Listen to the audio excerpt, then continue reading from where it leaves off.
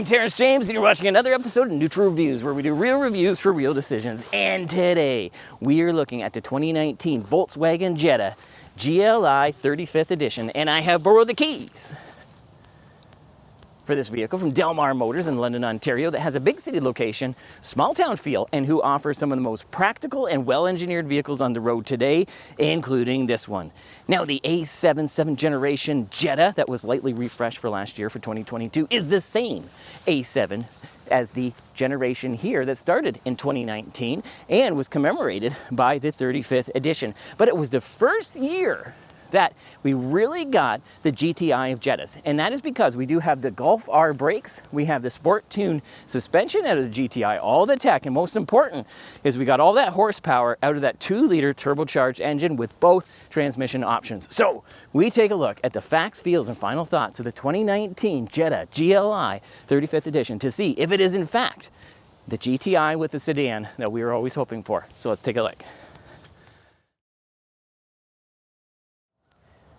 And the Volkswagen Jetta GLI, along with that Volkswagen Golf GTI, were two more of Volkswagen's fun vehicles in the lineup that were just under that flagship Golf R. And when this came out back in 2019, if I remember correctly, on the GLI trim, which was the top trim, there was really only one significant option, and that was for around $600 or so, you could get this 35th edition. Now, that was mainly an appearance package, and it was an important one to really distinguish just how important this vehicle was to the lineup at the time and continues to be, and just how much more it was improved over the previous 6th generation. Now, also, when it came out, you're probably looking around the $30,000 mark, give or take, but it was very well equipped in Canada. You had the Autobahn package, and with a vehicle like this, it also, on the top level here, you've got that panoramic sunroof, which is nice as well. As we said, the black accents everywhere, but on the interior, you also had heated, ventilated, perforated seats, which is a big deal in this segment as well, and all the other trim pieces in there to kind of show off that this was that 35th edition. So we need to talk about competition. Now, back in 2019, you were probably looking at the Honda Civic Si or the Subaru WRX, and nowadays you're looking at that Hyundai Elantra N. Now, when we talk about that Honda Civic back in 2019, it was going to be a little bit smaller, not quite as powerful, and was manual only, which normally is a good thing. But if you do like that dual clutch option, it didn't have it, which this does. Now, also when we're looking at the Subaru WRX, similar price point and things like that, but of course it has a rally-bred, world-famous symmetrical all-wheel drive system. So of course it's going to be a better performer in multiple weather conditions and surfaces as well. And as we said, nowadays that Elantra N is a very serious performer when it comes to this segment. So let's talk performance. The GLI uses the same 2-liter TSI turbocharged engine out of the Golf GTI, as we were saying, with the same 228 horsepower and 258 pound-feet of torque, direct injection, and it is capable of rocketing this 3,200-pound Golf with a trunk from 0 to 60 in around 5.6 seconds. It is around 150 pounds heavier than my GTI, and all that power has to keep running through a transmission, and you're going through the 7-speed Tiptronic automatic dual clutch transmission, which this car was really famous for at the time, and so was the Golf, because it is a smooth shifting, very quick shifting transmission, especially in this price segment.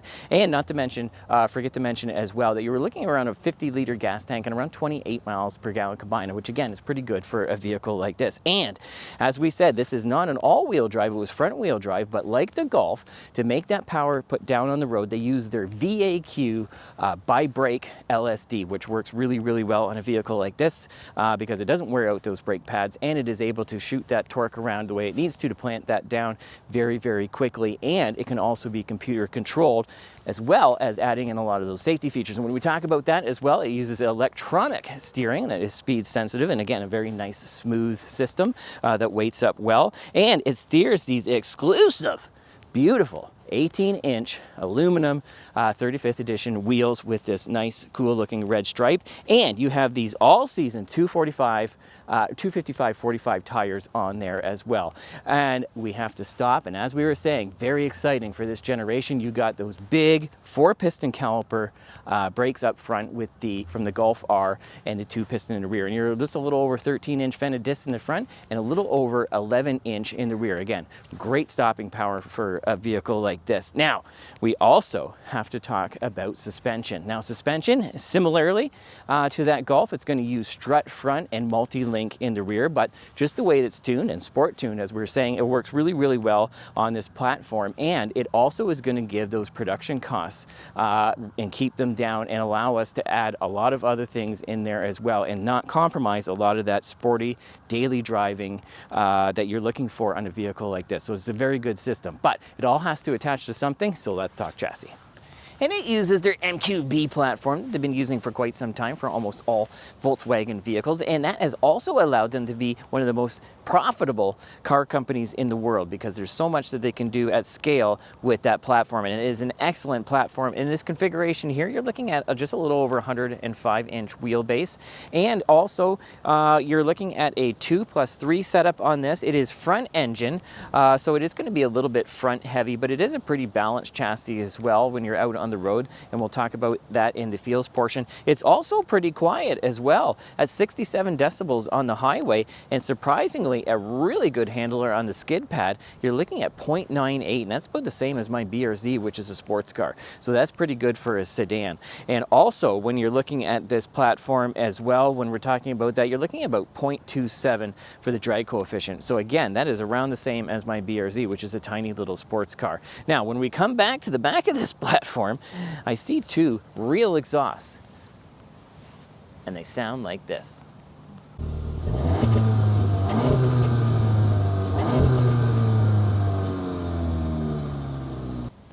Not bad, especially for a sedan, and I'm happy to see real exhaust. And when we come around here, I do not believe that Volkswagen recommends attaching any active urban lifestyles to the back of your GLI. So let's talk cargo.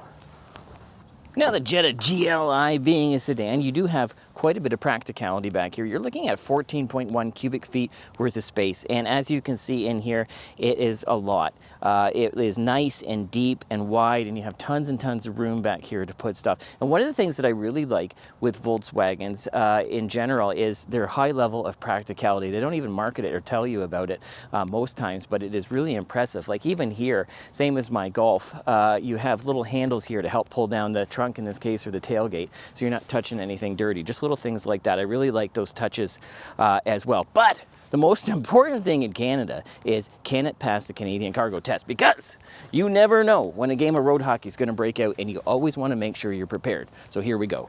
Now with this here, as you can see, this is not going to fit, but we do have your 60/40 split seats with nice convenient handle here. We'll push this down, and as you can see, voila, we have tons and tons of space back there for lots of hockey sticks and a couple hockey bags at least, and a couple people to sit in the back. So with that being so, let's see how they fare back there.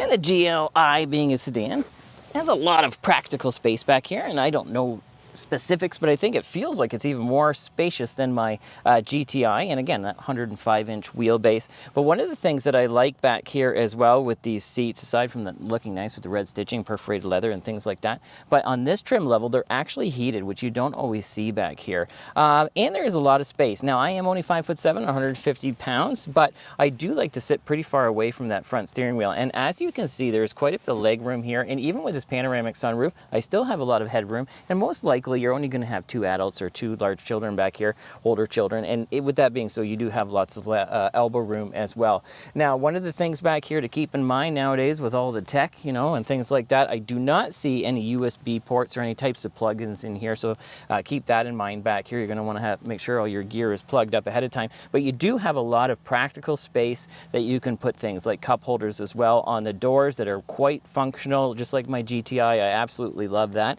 And here, like my car as well, aside from those nice headrests for everybody, which is a safety thing, but they also look nice, is you have the cup holders here and your armrest. So it's not the best armrest because you got the cup holders in the way, but it is nice to have these middle cup holders as well. Now, not a lot going on back here otherwise, so let's go up front and see how the people up there fare, because this is a driver's car.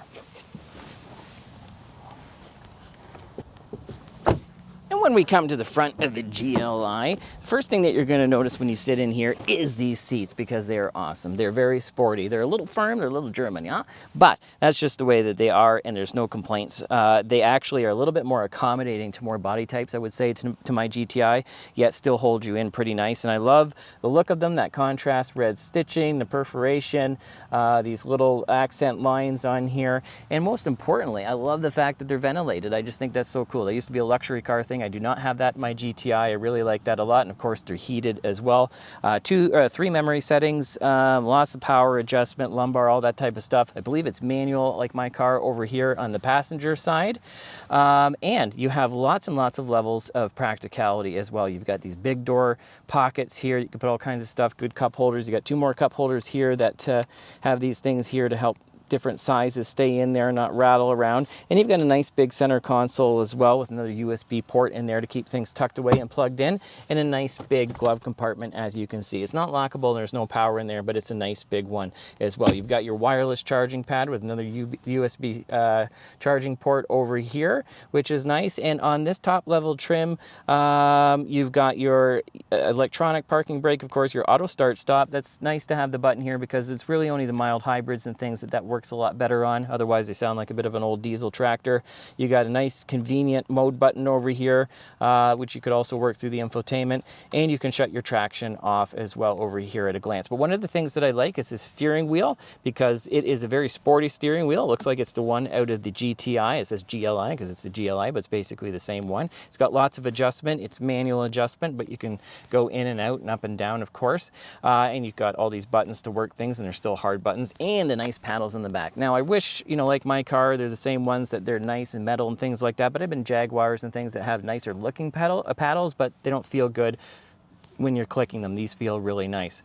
Now, one of the things on the 2019 that I like as well is they've gone digital. So you've got this digital gauge cluster in the middle, works really well, looks very much like the Audi, tons of configuration, different views, things like that. But the view that I like the best, as you can see, is that full map, which is really cool. And we have the bigger, nicer looking infotainment as well, that they did with the GTIs and the Mark 7.5 as well. Now, mine is only a Mark 7, so I have the older style manual, or the analog gauge, and the older style infotainment that's smaller. But similarly, the look was the same, but it's nice to have these digital ones in here, because they really look the part and they work well. Of course, you've got your vanity mirrors here. The lights come on up top, both sides. You've got more things you can work here, including this panoramic sunroof, which is really nice as well. Again, same as my car, and it's so nice on a nice day like this to be able to get that fresh air if you want, and a lot of light in here. One of the things with the Volkswagens is they do have a very high belt line, and again, the German tank, yeah, very safe. And sorry, again, Germans, I got to work on that accent. But anyway, the point of what I'm trying to say is it's a very high belt line, so you feel very safe in here. But Germans always do a good job, as well as not making you feel claustrophobic. There is, as you can see, still a lot of natural light that can come in here, and good visibility as well, especially with that panoramic sunroof. Really not much else to mention in here, because the most important part of this car was always how it drove. So let's take it for a drive.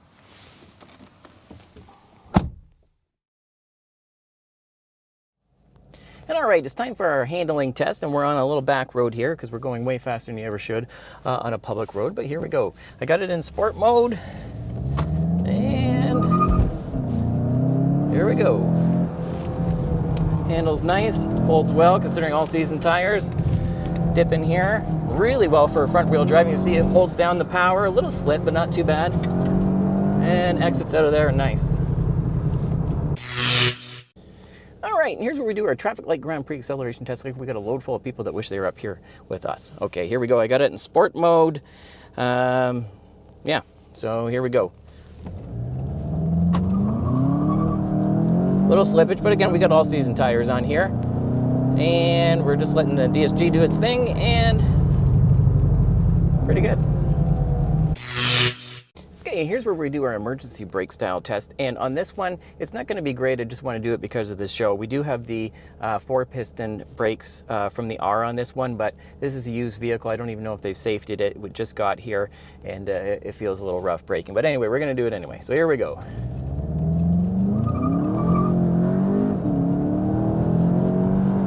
And hard on these lumpy brakes, and you can feel the bumps. still a nice controlled stop. You can really tell that when these were new, they would be great brakes. Okay, we're going to do our quick backup test just to make sure this thing's not too much of a nightmare to back up in a hurry. And here we go. Not dynamic lines, but they still work pretty good. Good resolution. I can back up there nice and quick and thump. Not bad. Okay, and here's where we do our quick turnaround test like we just missed the Cars and Coffee. So here we go. All right.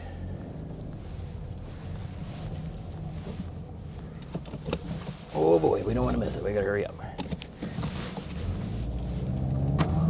All right, we made it. Not bad. Okay, and here's where we do our highway test just to see how this thing handles on the highway. So we're going to do a little on-ramp action here. Let's get past these trucks safely here.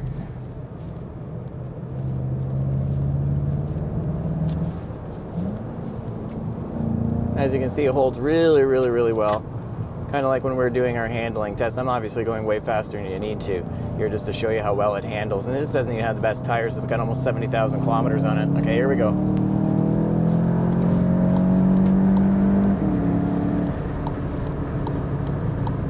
So as you can see, plenty of power to get onto the highway. No problem at all. Really nice, really controlled, and a lot of pleasure as well to do a little spirited driving there. Handles really well, just like my GTI. A little bit different than the GTI. My GTI is a little dartier. I think it's just because of the difference in the shape of the vehicle and things like that, and this is a bit heavier, but it really, really handles well. It's been a long time since I've driven a sedan because hot hatches are the thing now. And with that said, when we got to talk about styling on this, it's very similar to my GTI. As we always say with the Volkswagens, you can dress them up or dress them down. But one thing that I really like with this version, normally I like the newer ones like most people, but I do have to say that 2022, when they did the refresh, I find that it's a little too subtle, even for the Germans, because this is a premium vehicle, and it's not only is it premium, but it's supposed to be sportier and things like that. And I find that this one does have some aggressive looks to the front and some nice lines and things on the side. Of course, you got the tires, things like that, to give you the idea that you're in something special, especially with that 35th edition. But, you know, generally speaking, that 2022, I think, is just a little too subtle. There's just not enough pop on that one, especially if you took those red accents away. But, you know, all in all, I have to say it's a good-looking vehicle. Inside here, same thing, very much like my GTI. You got that contrast stitching, things like that, more premium materials. Volkswagen's very conservative in their styling, but one thing that I like is it's not in your face, but it still looks really nice. It's very ergonomic. Everything's easy to get to. Everything feels good to the touch. But to me, especially the older ones, when I say older ones, like basically 2019 to like 2015 in there, I really find that they're budget Audis, and that's a compliment. It really, every time I drive my GTI, that's what I think. I think, wow, I can't believe that I spent this amount of money and have this nice of a car. Just the way the doors shut, the materials, when you push on things, there's no creaks. Aside from the brakes being a little sketchy on this one because it's a used car, the same thing. It's got 70,000 kilometers on it, 2019, and it handles amazing. Very, very firm, doors all shut well. I haven't really heard any squeaks or rattles to speak of in here. It's a nice place to be. As we're saying, it's about 67 decibels on the highway, which is really decent. You're in kind of, you know, premium car territory, which this is at that. And yeah, as you can see, I'm just doing normal speed here in sport mode, and it just goes along really, really well. You can put it in eco mode. It's probably where more likely you're going to get that 28 miles a gallon combined and driving it reasonably. But the car changes, you know, immediately on the throttle response, and that, you know, if you put your foot into it, it's still going to give you some gusto. But the way that the revs go and the shifting and everything is a lot more smooth and a lot more good for fuel and things like that. You know, and it stiffens up a bit or loosens up, whichever direction that you're going. All in all, it is a really, really nice place to be. And as you can see back there as well, if you're like me and you're looking for a fun car that's also going to be able to do your daily stuff, as you can see, there is a child seat back there. It's a back-facing one. I don't use that one anymore, but just to give you an idea, usually they're a little bit larger. You can fit in there no problem. You can get it in and out, booster seats, all that type of stuff. So, and again, if you watched my videos before, you know I own a BRZ, and I put my child seat back there. So this is, you know, like a Maybach back there compared to that. So anything else to talk about in here is just the stereo. It's premium in this level, very similar to my GTI. Sounds really, really good. And the only other thing I want to mention is give you a little Volkswagen horn and a little Neutral Reviews shout out there, which leads me to my final thoughts. Now, if you like this video, hit the like button, subscribe, turn on your notifications, and check out one of our other enthusiast sedan reviews so we can get more cool cars like this one and our upcoming review next week. Now, we started off this review by looking to see if this was in fact the GTI sedan that we had been waiting for. And here are the facts and feels that we used to come up with this final thought, which is, because we now have the big brakes from the Golf R, the sport tuned suspension from the GTI, and all of those tech goodies, and for the first time we've got all that horsepower and torque from that 2-liter TSI, and we still have that 6-speed manual transmission and that really smooth shifting, fast shifting DSG, I do not think that you can go wrong with any GLI, especially 7th generation and newer, because it has all the sportiness of the GTI. You've got that extra level of practicality being the sedan, and being a Volkswagen, you can dress this up or dress it down. It really does look like a budget Audi. Thanks for watching, and we'll see you again next time.